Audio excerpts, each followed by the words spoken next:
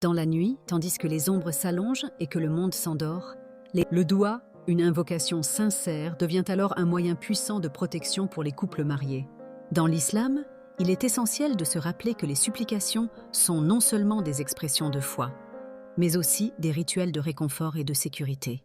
Le mari et la femme, unis par le lien sacré du mariage, sont appelés à se soutenir mutuellement dans la quête spirituelle. Avant de se coucher, ils peuvent réciter des versets du Coran et des doigts spécifiques, tels que les 3 dernières sourates, pour se prémunir contre les influences malveillantes.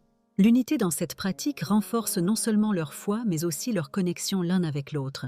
Dans ces instants de recueillement, chaque phrase prononcée devient une bulle protectrice contre les peurs et les doutes.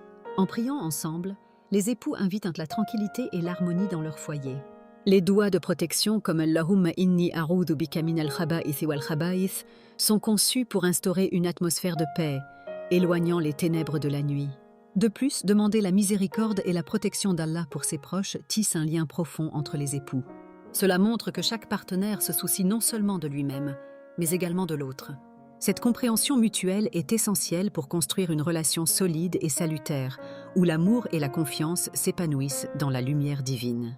En somme, la nuit, avec son calme apaisant, devient un moment propice pour renforcer les liens du mariage. Les douas récités ensemble offrent non seulement une protection spirituelle, mais également un temps de communion favorisant un climat amoureux et respectueux. Que chaque époux trouve dans cette pratique une source de réconfort et une manière de manifester son amour.